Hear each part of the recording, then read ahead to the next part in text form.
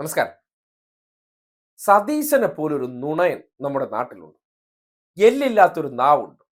എന്ത് വിഷയം വന്നാലും ആ നാവെടുത്ത് അങ്ങോട്ട് ഒരു പച്ച നുണ വൈകാരികമായി അങ്ങെടുത്ത് പ്രയോഗിക്കുക.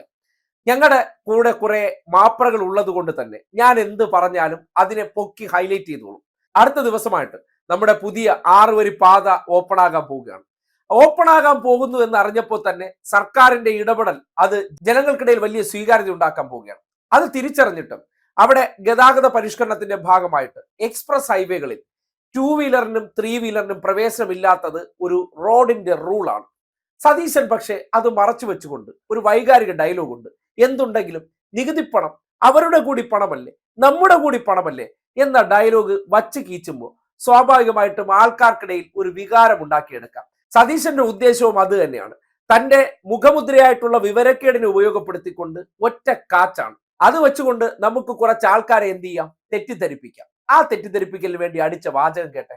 ഇപ്പൊ പല സ്ഥലത്ത് എഴുതി വെച്ചേക്കുവാണ്, എന്താണ് ബൈക്കിന് പ്രവേശനം ഇല്ല, ഓട്ടോറിക്ഷയ്ക്ക് പ്രവേശനം ഇല്ല എന്ന്. ഈ ബൈക്കുകാരന്റെയും ഓട്ടോറിക്ഷക്കാരന്റെയും കാശ് മേടിച്ചിട്ടാണ് ഇത് പണിതേക്കുന്നത്.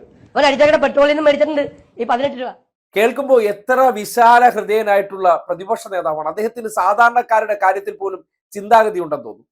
ഇനി എന്താണ് അതിന്റെ യാഥാർത്ഥ്യമെന്ന് അറിയാവുന്നുള്ളവർ കൂടി പറയുന്നത് നിങ്ങൾ കേൾക്കണം. സതീശന്റെ ഉദ്ദേശം എന്താണെന്ന് പറഞ്ഞാൽ, സതീശനോ കോൺഗ്രസോ ഇരുന്നെങ്കിൽ ആയുസിൽ ഇങ്ങനെ ഒരു റോഡ് കേരളത്തിൽ യാഥാർത്ഥ്യമാകാൻ പോകുന്നില്ല. അപ്പോ ഞങ്ങളെ കൊണ്ടോ ചെയ്യാൻ പറ്റുന്നില്ല. സ്വാഭാവികമായിട്ട് അത് യാഥാർത്ഥ്യമാകാൻ പോകുമ്പോൾ ജനങ്ങൾക്കത് വലിയ താല്പര്യമായിട്ടുണ്ട്. അതിന്റെ ദൃശ്യങ്ങൾ ഇപ്പോൾ പുറത്ത് പ്രചരിക്കുന്നുണ്ട്. അതിനെയൊക്കെ തെറ്റിദ്ധരിപ്പിക്കാൻ എളുപ്പവഴി എന്താണ്? ഒരു നുണ വെച്ചങ്ങ് കാച്ചുക. അങ്ങനെ കാച്ചിയ നുണയ്ക്ക് ഈ നാട്ടിൽ കേട്ടുകൊണ്ടിരിക്കുന്ന കാര്യങ്ങളെക്കുറിച്ച് കൃത്യമായിട്ട് അറിയാവുന്ന എക്സ്പ്രസ് ഹൈവേകൾ എങ്ങനെയാണ് പ്രവർത്തിക്കുന്നു എന്നതിനെ സംബന്ധിച്ചുള്ള കൃത്യമായിട്ടുള്ള കാര്യങ്ങൾ കേട്ടെ. എത്ര ആധികാരികമായിട്ടാണ് പുള്ളി ഈ വിഡ്ഢിത്തരങ്ങളൊക്കെ വിളമ്പുന്നത്. Safety concerns, speed mismatch, wind resistance and stability, ഇങ്ങനെ ഒരുപാട് കാരണങ്ങൾ ഉള്ളതുകൊണ്ട് തന്നെ ഇന്ത്യയിലെ ഒട്ടുമിക്ക ഹൈവേസിലും എസ്പെഷ്യലി എക്സ്പ്രസ് ഹൈവേസിലൊക്കെ 2 വീലേഴ്സ് ബാൻഡ് ആണ്. ഇത് ജസ്റ്റ് ഒന്ന് ഗൂഗിൾ ചെയ്താൽ കിട്ടാവുന്ന ഒരു ചെറിയ ഡേറ്റയാണ്. അതെങ്കിലും ഒന്ന് റെഫർ ചെയ്തിട്ട് വരണ്ടായിരുന്നു. നമ്മൾ ടാക്സ് കൊണ്ടാണ് എയർപോർട്ട് പണിയുന്നതെന്ന് വെച്ചാൽ എയർപോർട്ടിനകത്ത് നമ്മുടെ 2 വീലർ ഓടിക്കാൻ പറ്റൂ, കാർ ഓടിക്കാൻ പറ്റൂ? എന്താണ്? അതെ, ഈ നാട്ടിൽ റെയിൽവേ സ്റ്റേഷൻ എല്ലാവരുടെയും പൈസ കൊണ്ട് ഉണ്ടാക്കുന്നതാണല്ലോ.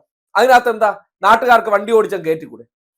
അല്ലെങ്കിൽ എയർപോർട്ട് അത് നിർമ്മിക്കുന്ന ഇവിടെ എല്ലാവരുടെയും പൈസ ഉണ്ടല്ലേ. ആ റൺവേയിലൂടെ നാളെ എന്താ 2 വീലറും ഓട്ടോറിക്ഷയൊക്കെ ഓടിച്ച വല്ല കുഴപ്പമുണ്ടോ? അവിടെ നമുക്ക് വേണമെങ്കിൽ KSRTCയുടെ സർവീസ് കൂടെ റൺവേ കൂടെ ഓടിക്കാം, വല്ല കുഴപ്പമുണ്ടോ?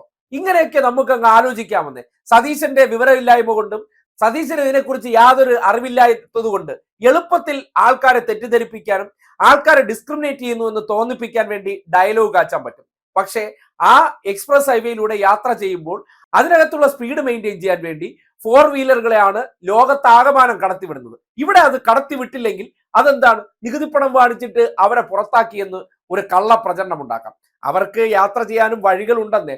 ഈ ഓട്ടോ 2 വീലർ എന്നൊക്കെ പറയുന്നത് ദീർഘദൂരമാണെങ്കിൽ പോലും അതിന് പാരലായിട്ട് സർവീസ് റോഡ് ഉണ്ട്. അല്ലാതെ ഈ എക്സ്പ്രസ് ഹൈവേയിലൂടെ അതിവേഗത്തിൽ പാഞ്ഞു പോകുന്ന വാഹനങ്ങൾക്കിടയിലേക്ക് ഇവരെ ബലിയാടാക്കി വിട്ടുകൊടുക്കാത്തതാണ് സതീശന്റെ പ്രശ്നം. ആ സ്പീഡ് ലിമിറ്റിനെ കുറിച്ച് മനസ്സിലാക്കിയിട്ട് അതിൽ ഗതാഗത പ്രശ്നം ഉണ്ടാകാതെ ആൾക്കാരുടെ യാത്ര വേഗത്തിൽ സുഗമമാക്കാൻ വേണ്ടിയുള്ള ഇടപെടലുകൾ നടത്തുമ്പോഴാണ് ഇമാതിരി കുത്തിത്തിരിപ്പുമായിട്ട് വരുന്നത്.